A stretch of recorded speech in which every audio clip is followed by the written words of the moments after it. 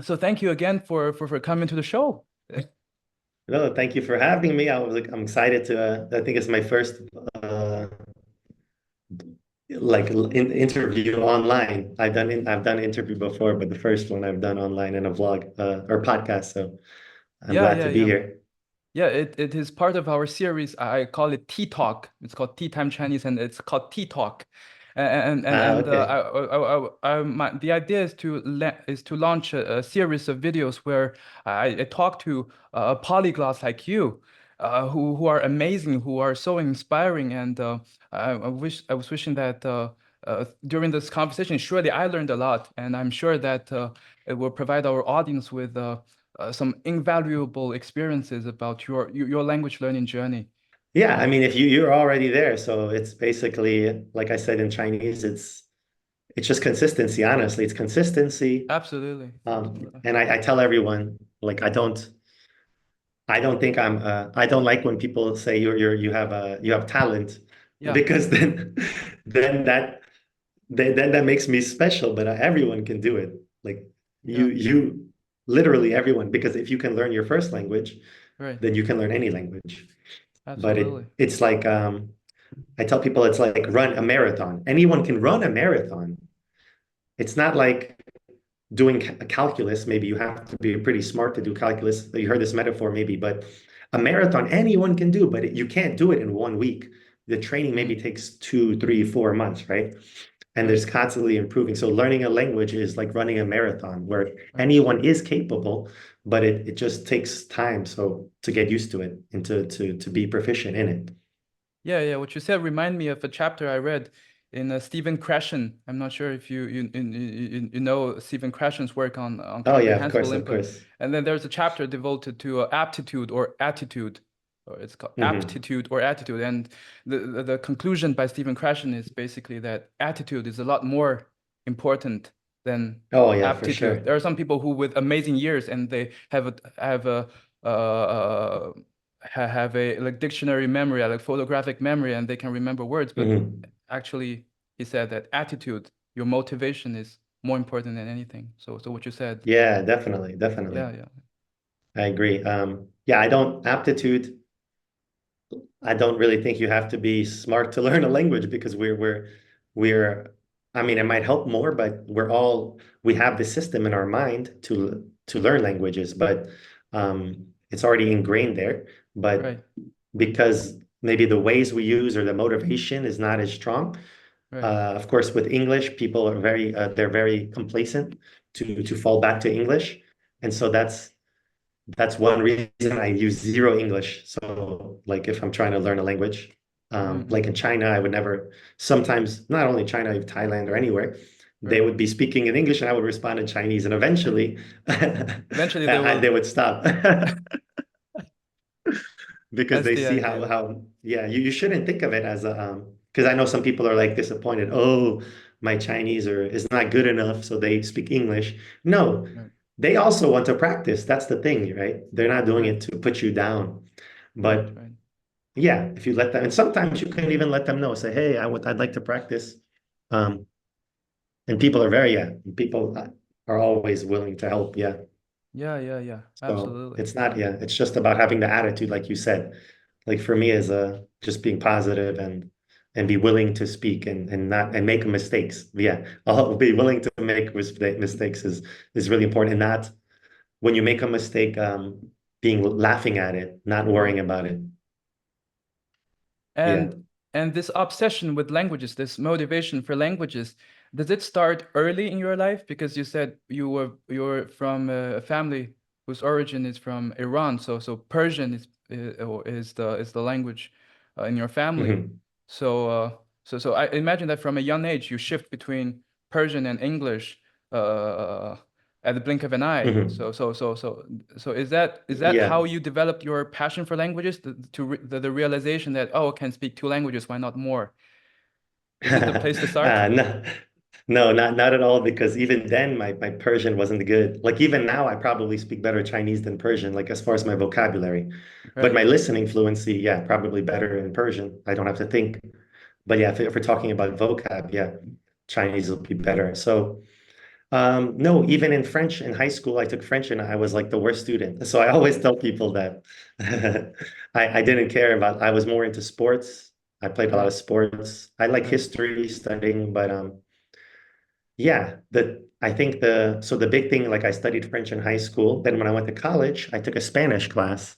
And when I was in that Spanish class, French and Spanish are kind of similar. right, I was already ahead of the students because of the French background.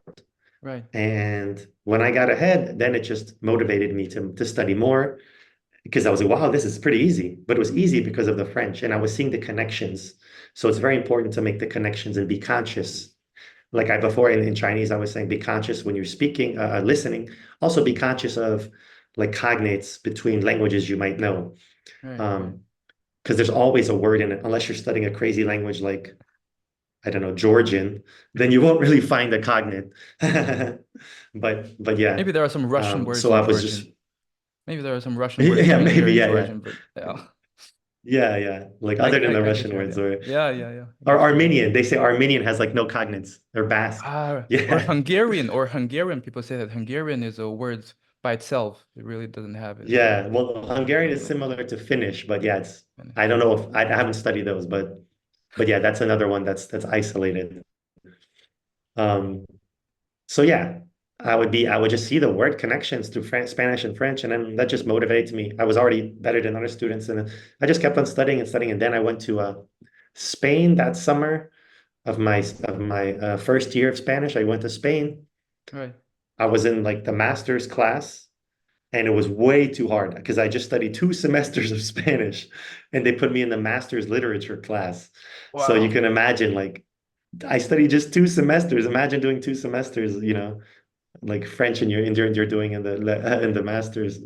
Um, Right, right, and so of course I did it was very difficult. But outside the classroom, I made some Spanish friends, and basically I got into that group that's of just Spanish people. I was away from the American kids, and yeah, and then it was just really awesome to use Spanish and connect with them, and it was just so much cooler, like than just hanging out with the American kids in Spain. So I was with the Spanish people. Of course, I didn't understand everything, but when I saw that, oh wow, um, because they couldn't really speak English, and then when I could make that connection in Spanish and see how fun they were, and yeah, Spanish people, of course, they love, they're a little different from French. French are more right. reserved, but Spanish people, they're very extroverted, ready to party anytime, laughing, like welcoming.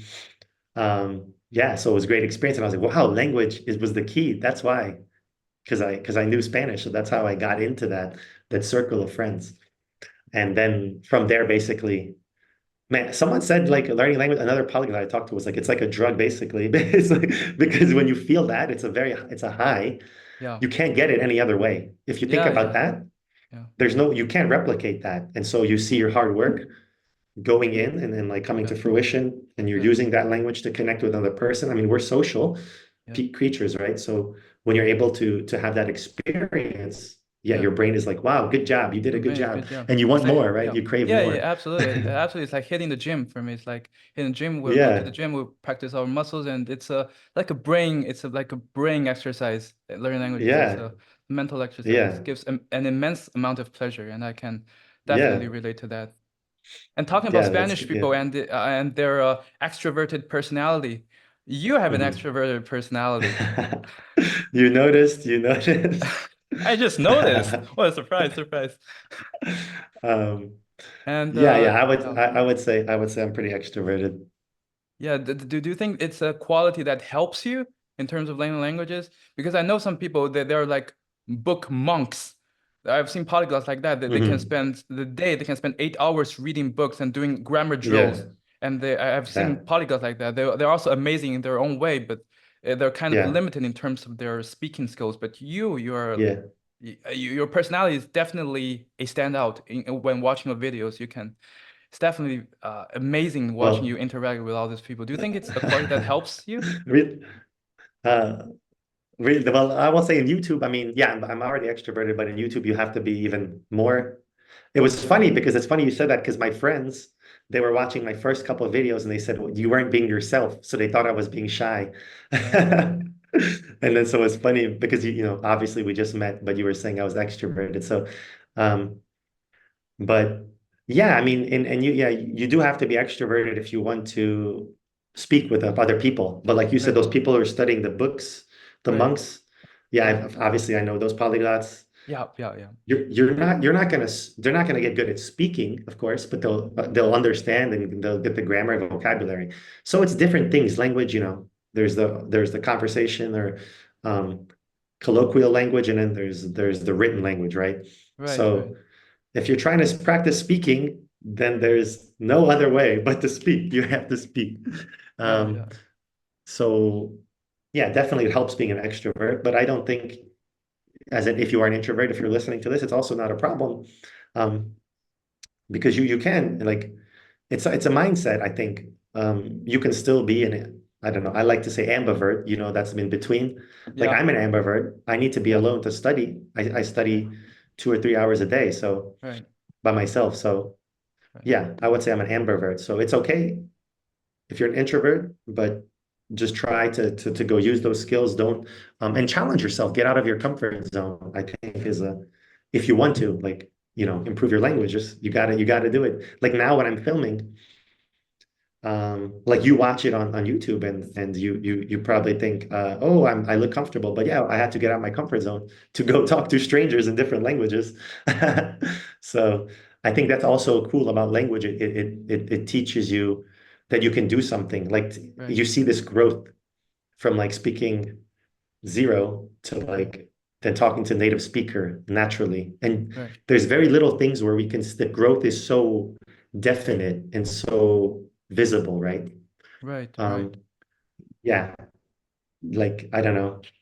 I can't really think of any like I don't maybe riding a bike, but there's not many things where like you can't do it at zero to like proficient Right, in right. like a year. I would say within a year you could do it. There's not many things. So um yeah, it's just a great feeling and it's and anyone can do it. Like I like you said, like I said before, but sorry, I 有点跑题了. I went off the track.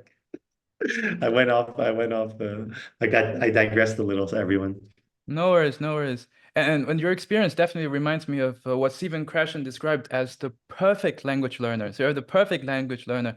He distinguished between like acquisition and learning. Like learning is the grammar drill, is the hanzi you learn for 2 or 3 hours every day, Mhm. and the acquisition is really in an informal environment, in the playful environment where you actually when you learn something, Yeah. you learn into your subconscious. So Stephen Krashen absolutely says Mhm. that acquisition is the main part, and your language, your hanzi, your grammar drills, they're a monitor. You use it as your monitor Mhm.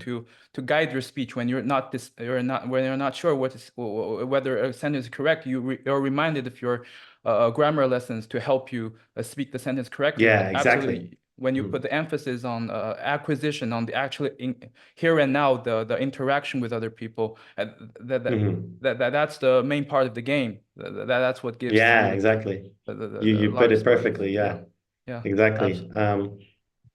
I think you really need like the acquisition part. You just need to be playful like a kid. Like when I Yeah, start speaking a language, yeah, I basically think of myself as a 4 or 5 year old.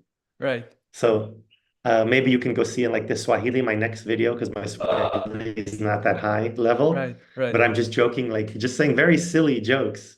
And right, it's obviously I'm not at a point where I can express myself fully, but right, it's okay because you can still communicate and have fun. So yeah, it's about having fun, and then the person you're talking to also is enjoying it. It's funny to them, right? right, So definitely, yeah, the acquisition takes you really just need to be playful and enjoy it and don't worry. There's no stress. And that's the problem because if we learn the language in a classroom, like you said, there's a lot of stress. You have these tests, you have these things, and yeah, maybe you need to test for the school, but like language doesn't work like that. Nobody as a kid, no, as a 4 year old kid is going to be like, oh, what's the second person plural of of this subjunctive of no. So yeah, that's what I try to replicate, like you said, the learning as yeah, a that's kid. But of course, I yeah, have the grammar in my mind, but it's not. It's just kind of guiding me, but it's not. right, Yeah, right, it's right. not the most important. Absolutely, absolutely. So finally, for your project, go with Kobe. Mhm. What's your vision? What's your vision for this project, and what's your vision for what's your vision for your language learning journey as well? What's the next kind of languages are you going to learn, and what are we expecting in the future months or maybe years?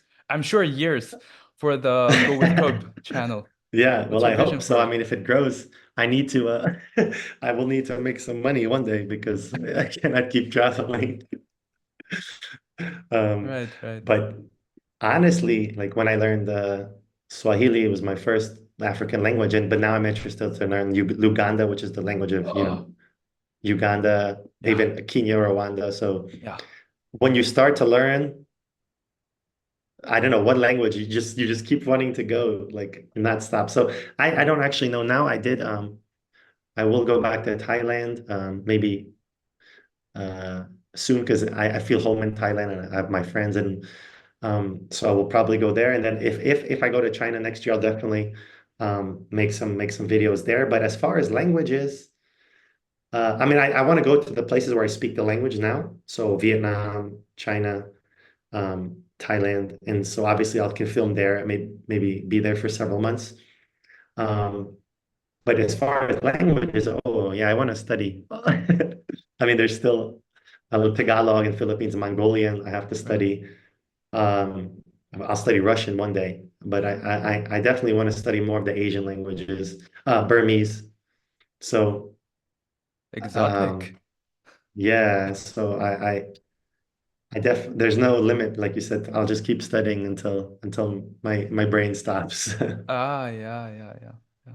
Yeah. Well, it's a noble quest you're embarking on, and Thank I'm you. sure I find value, I find immense value in what you're doing, and it's of great motivation for me, and I'm sure in the language learning community.